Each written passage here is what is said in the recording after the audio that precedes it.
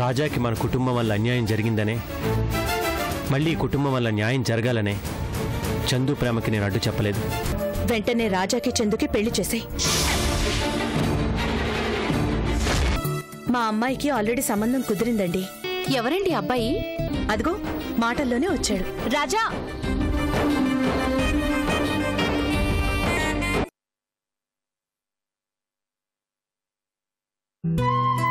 పదండి. కమాన్ రాజా.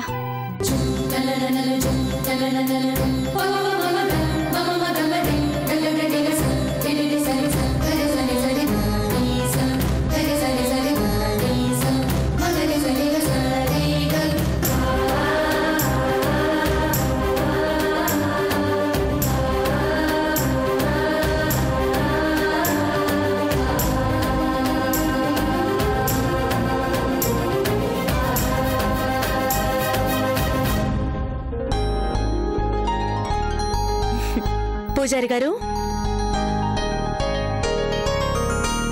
చెప్పండమ్మా. పిల్లల పేర్ల మీద అర్చన చేయండి. గోత్రం పైడిపాల. పైడిపాల గోత్రాద్వాస్య. పేర్లు చందు, రాజా. చందు, రాజా నామదేశం. ఇద్దరికి త్వరలోనే పెళ్లి స్వామి. పెళ్లికి ఎలాంటి ఆటంకం జరగకుండా ఉండాలని పూజ చేయించండి. అలాగేనమ్మా. హరి ఓం సహస్రశీర్ష పురుష. ఇద్దరు మనస్ఫూర్తిగా దండం పెట్టుకోండి. సభావం విద్యదో రుత్వా అత్యాతిష్టదశాంగళం పురుష ఏ వేదకం సర్వం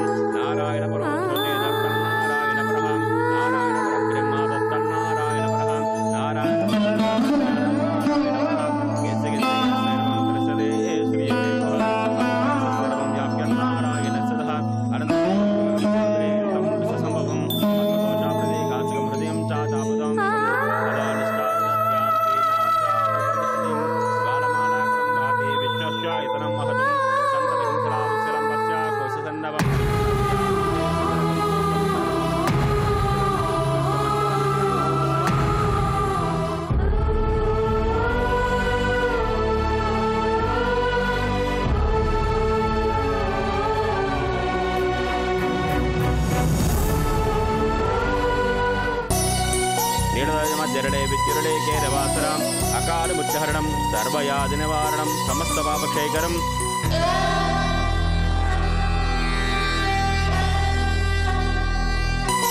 శ్రీ రామచంద్రపాదోదకం వావడం శుభగం శుభగం కాల ముచ్చహరణం సర్వయాది నివారణం సమస్త పాపక్షేకరం. శ్రీ రామచంద్రపాదోదకం వావడం శుభగం శుభం.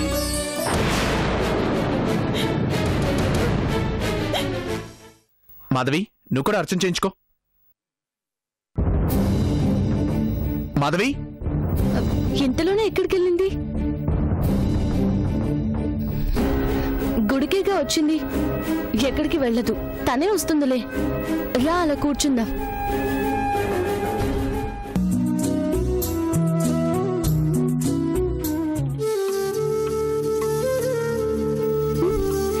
వస్తుందిలే రాజా, కూర్చో. ఇంకేంటి సంగతులు చెప్పు.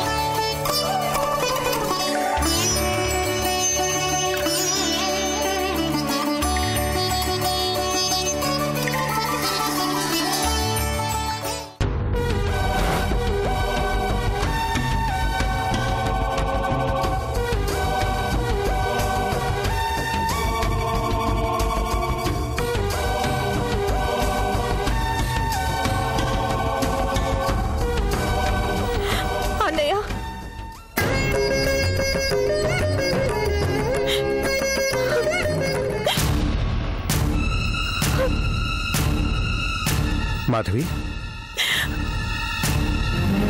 మాధవి ఏమైందమ్మా? మోసపోయానన్నయ్య, నేను మోసపోయాను. ఏంటమ్మా మోసపడం ఏంటి? గుడికని వెళ్ళావుగా? రాజా ఎక్కడ? రాజా నన్ను పట్టించుకునే స్థితిలో లేడన్నయ్య. రాజాకి నేనేమి కానిదన్నైపోయాను. ఇన్ని రోజులు రాజా నావాడనుకున్నాను. నా సొంతం అవుతాడన్న నమ్మకంతోనే తనతో చనువుగా ఉన్నాను. అందుకే తను బాధపడితే నేనేడ్చాను, తను సంతోషపడితే నేను నవ్వాను. అలాంటి రాజా ఈ రోజు నాకు పరాయివాడైపోతున్నాడన్నయ్య. రాజా నీకు పరాయివాడు కావటం ఏంటమ్మా? తన మనసులో నేనున్నానని తెలిసాకే నీకు చెప్పాలనుకున్నాను, కానీ తన మనసులో నేను లేనన్నయ్య. రాజా చందుని పెళ్లి చేసుకోబోతున్నాడు.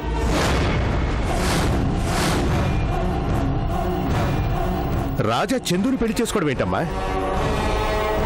నువ్వు రాజాని ప్రేమిస్తున్నావు నాకు తెలుసు. అందుకే రాజాతో నువ్వు చనువుగా ఉంటున్నా ఎలాగూ నీ కాబోయే భర్తే కదా అని మౌనంగా ఉన్నాను. ఈరోజు నిన్ను కాదని చందుని ఎలా చేసుకుంటాడు? చేసుకుంటాడంటన్నయ్య. నాతో గుడికొచ్చి నన్ను వదిలేసి ఆ చందుతో మాట్లాడుతున్నాడు. వాళ్ళ పెళ్లి జరగాలని ఇద్దరు అర్చనలు చేయించుకుంటున్నారు. నిన్ను బాధ పెట్టి మరో అమ్మాయిని పెళ్లి చేసుకుంటూ ఉంటే చేతగాని వాళ్ళ చూస్తూ ఊరుకుంటాను అనుకుంటున్నాడా? ఇంకేం చేస్తావన్నయ్యా? తన మనసులో నేను లేను. ఇన్నాళ్ళుగా నేను చూపించిన ప్రేమ తన కంటికి కనిపించలేదు. నా మనసు రాజాకి అర్థం కాలేదు. ఇంకా నేను ఎవరి కోసం బ్రతకాలన్నయ్యా? రాజా లేని బ్రతుకు నాకొద్దు. నేనుండగా రాజా మరొక అమ్మాయిని ఎలా పెళ్లి చేసుకుని ఇస్తానమ్మా? నా చెల్లెల్ని ప్రేమించి మరో అమ్మాయితో వాడు సంతోషంగా ఉంటే ఎలా వదిలేస్తాను? మనమేమి చెయ్యలేమన్నయ్యా. తన మనసులో లేని ప్రేమని నువ్వెలా పుట్టించగలవు? రాజా చందుకి సొంతం అయిపోతున్నాడు. మోసపోయానన్నయ్య. రాజా నాకే సొంతం అనుకుని మోసపోయాను. మాధవి, ఇంటికి వచ్చేసావా? నువ్వు కనిపించక ఏమైపోయావని ఎంత టెన్షన్ పడాను తెలుసా? రాజా, నీతో వచ్చిన నా చెల్లెలు నీ పక్కన ఉందో లేదో తెలియనంత పరధ్యానంలో ఉన్నావా? అది చందు వాళ్ళు కనిపిస్తే మాట్లాడుతూ చూసుకోలేదు. నా చెల్లి కన్నా నీకు చందుయే ఎక్కువైపోయిందా? ఏంటి రాజా నీకు చందుతో అంత చనువు? అంటే శంకర్, అది చందుని నువ్వు ప్రేమిస్తున్నావు అవునా?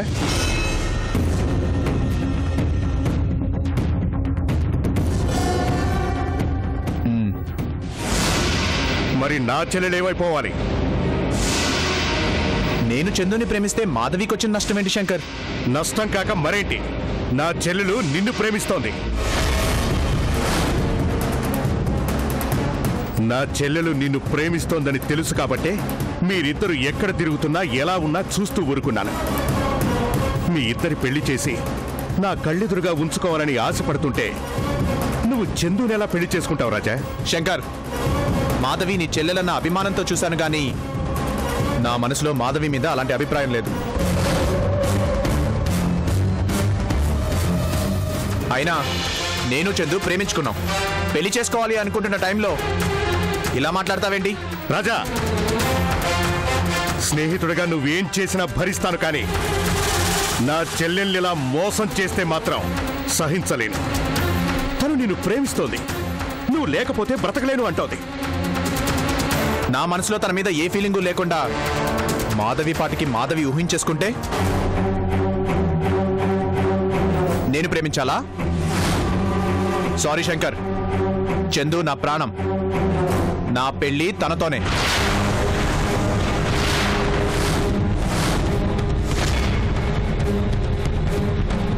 రాజా, నా కోపం తెప్పించొద్దు. నా చెల్లెలు ఏడిస్తే నేను తట్టుకోలేను. నీ చెల్లెలేడుస్తుందని చందుకి ద్రోహం చేయమంటావా? మాటిచ్చాను శంకర్, తప్పలేను. ఏంట్రా మాట? చందుని చేసుకోకపోతే నీకు మాట మాత్రమే పోతుంది. ఇక నా చెల్లెడు ప్రాణమే పోతోంది. అందుకని నేనేం చేయను శంకర్? ఏ మాధవి, నేను నీతో ఎప్పుడైనా అలా ప్రవర్తించానా? ప్రేమిస్తున్నానని చెప్పానా? అంత చనువుగా ఉంటే దాన్ని ప్రేమగా ఇంకేమంటారా? అది ప్రేమ కాదు, అభిమానం అంతే.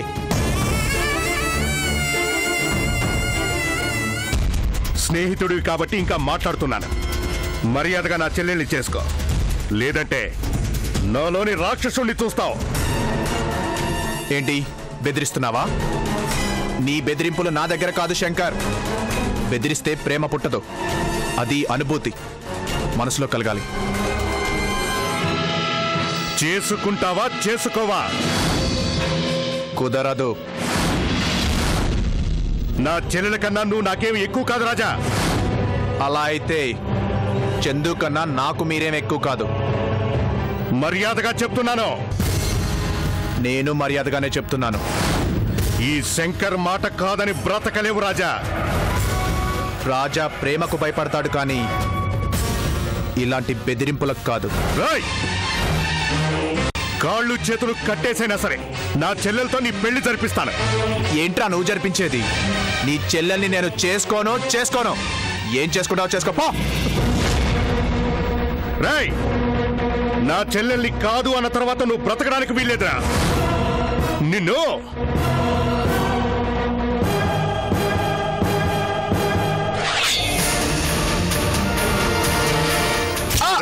రాజా!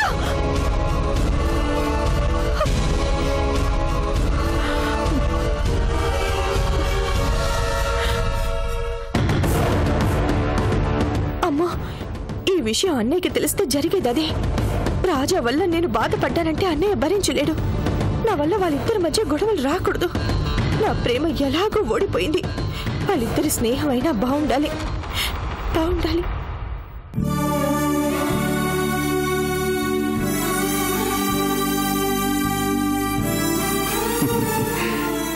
ఏమ్మా అప్పుడే వచ్చేసావే? రాజా కూడా వచ్చాడా? లేదన్నయ్య, చందు వాళ్ళు కనిపిస్తే మాట్లాడుతున్నాడు. నేనే వచ్చేసాను. అలాగా, సరేనమ్మా. ఏమ్మా రాజా మీద ఏదో కోపంలో ఉన్నట్టున్నా? అదేం లేదన్నయ్య.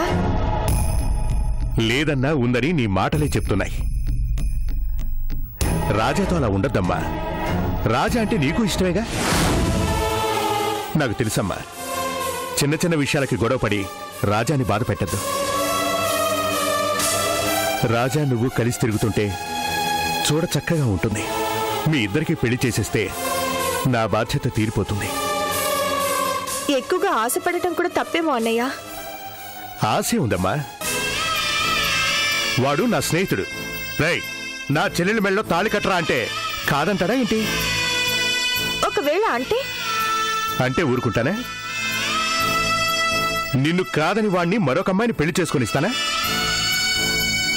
ఏం చేసినా సరే వాడితో నీ పెళ్లి జరిపిస్తాను. అయినా వాడు నిన్నెందుకు కాదంటాడమ్మా? వాడి మనసులో నువ్వు ఉన్నావు కాబట్టి నీతో అంత చనువుగా ఉంటున్నాడు. ఆ విషయం గురించి నువ్వేం దిగులు పడకు. మీ ఇద్దరి పెళ్లి చేసే బాధ్యత నాది, సరేనా?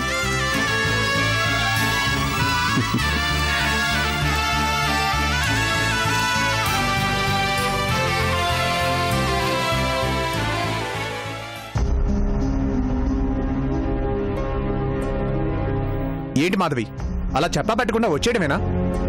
ఎక్కడికి వెళ్ళావో అర్థం కాక ఇప్పటి వరకు గుడి చుట్టుపక్కలంతా వెతుకుతూ ఉన్నాను. అయినా వాళ్లతో మాట్లాడుతున్నావుగా, మధ్యలో నేనెందుకని వచ్చేశాను.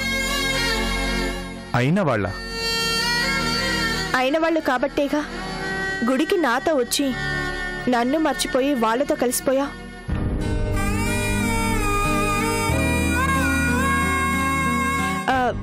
ఏంటి పెళ్ళంటున్నారు, పూజలు చేయిస్తున్నారు? చందు నువ్వు చాలా క్లోజ్గా ఉన్నారు. అంటే ఆ విషయం నిదానంగా మీతో చెప్పాలనుకున్నాను మాధవి.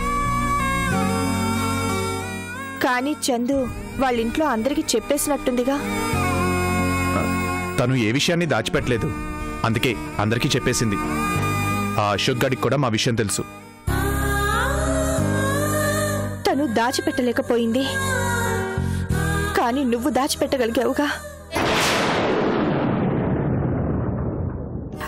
అదే మీ మాటలు వినేంత వరకు నాకు కూడా అనుమానం రాలేదు. మొదట చందు గురించి నేను అలా అనుకోలేదు, వేరే విధంగా అనుకొని తనతో క్లోజ్గా మూవ్ అయ్యాను. మొదట అనుకోకపోయినా ఈరోజు అనుకుంటున్నావుగా.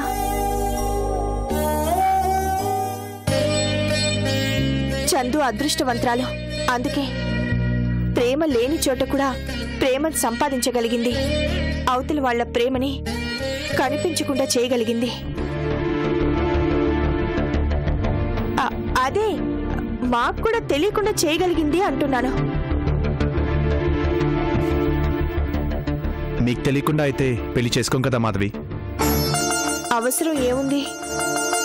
పెళ్లి వరకు వెళ్ళిన మీ ప్రేమకి ఎవరు అడ్డుపడగలరు చెప్పు? వాళ్ళ పెద్దమ్మ కూడా వచ్చింది అంటే ఇంకా మిమ్మల్ని ఎవ్వరూ విడదీయలేరు. విడదీసేవాళ్ళు ఎవరున్నారు మాధవి? ఆ అశోక్ గాడు ఒకడు అడ్డుపడాలని చూశాడు. వాడి వల్ల ఏమీ కాక సైలెంట్ అయిపోయాడు. చెప్పానుగా ఎవరు మిమ్మల్ని ఏమి చేయలేరని. మీ జంట చాలా బాగుంది.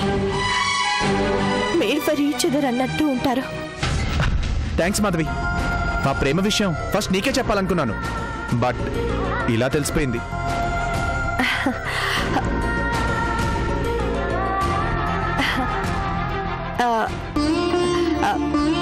ముందే తెలియటం మంచిదే అయిందిలే.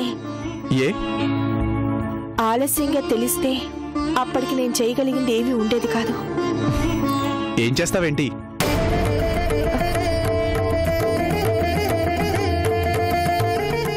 నేను చేయాల్సింది నేను చేస్తాను.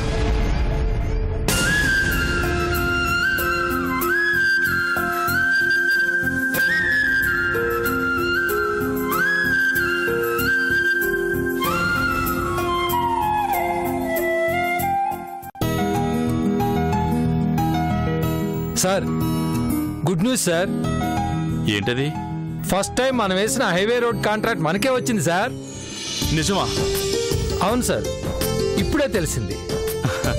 Thank God. ఆ టెండర్ వస్తుందో రాదో అని టెన్షన్తో ఉన్నాను. మీరు అదృష్టవంతులు సార్. ఆ కాంట్రాక్ట్ కోసం హెమాహెమీలు పోటీ పడ్డారు.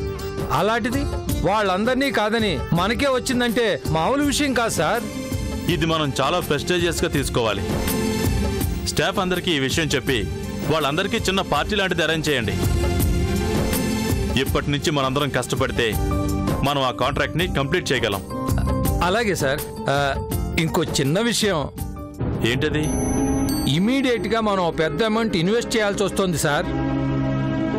దానికి ప్రాబ్లం ఏముంది? ప్రాబ్లం అంటే మనం ఈ మధ్య కదా సార్ ఉన్న ఫండ్స్ అన్ని ఆ శివరావు గారితో కలిసి ఆ కొత్త బిజినెస్ కోసం ట్రాన్స్ఫర్ చేశాం. ఓ, అంటే మన దగ్గర ఫండ్స్ ఏం లేవా? ఉన్నాయి, కానీ సరిపోవు సార్. రావాల్సిన ఫండ్స్ వచ్చే వరకు వెయిట్ చేసే టైం కూడా లేదు సార్. ఇప్పుడేం చేద్దాం? అసలు మనకి ఎన్ని రోజుల టైం ఉంది? హార్డ్లీ 1 వీక్ ఉంది సార్. ఓకే, మీరేం టెన్షన్ పడకండి. అంతగా అవసరం అయితే బ్యాంక్ లోన్కి వెళ్దాం. లోన్ అంటే మళ్ళీ వాళ్ళకి షూరిటీ కింద ఏదన్నా ప్రాపర్టీని పెట్టమంటారు కదా సార్. ప్రాపర్టీయేగా, ప్రాబ్లం ఏం లేదులే, నేను చూసుకుంటాను. మనం ఈ కాంట్రాక్ట్ చేయాలి. మన కంపెనీ తలరాతను మార్చే కాంట్రాక్ట్ ఇది. దీని విషయంలో అశ్రద్ధ చేయకూడదు. అమౌంట్ గురించి మీరేం టెన్షన్ పడకండి, నేను చూసుకుంటాను. మీరు వెళ్ళండి. అలాగే సార్.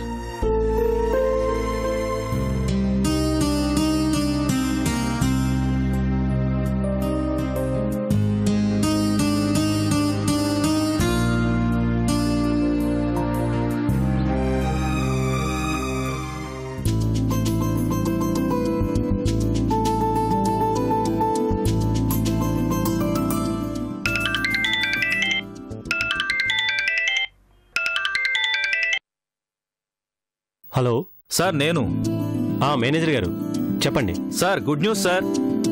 మన వెంచర్కి మామూలు రెస్పాన్స్ రాలేదు సార్. ఫ్లాట్స్ హాట్ కేకుల్లో అమ్ముడైపోతున్నాయి సార్. Oh, very good.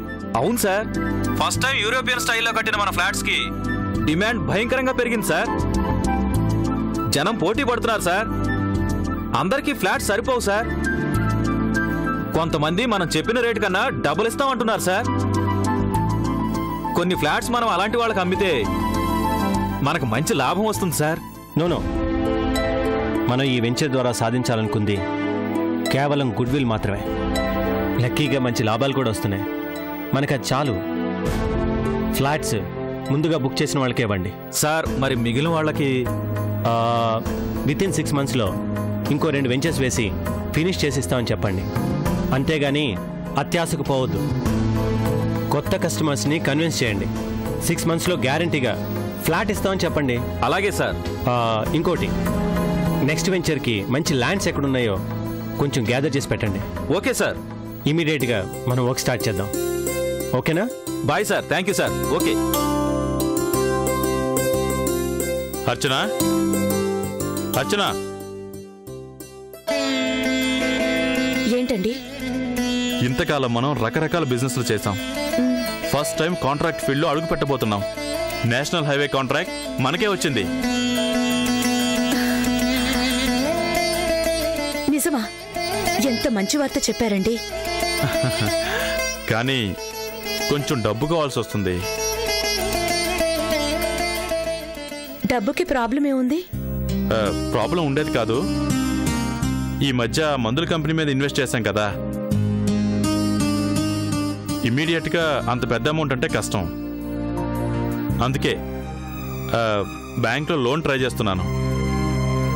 షూరిటీగా ఏదైనా ప్రాపర్టీ పెట్టాల్సి వస్తుంది. దానికోసం అది మన బన్నీ ప్రాపర్టీ డాక్యుమెంట్స్ ఇచ్చామంటే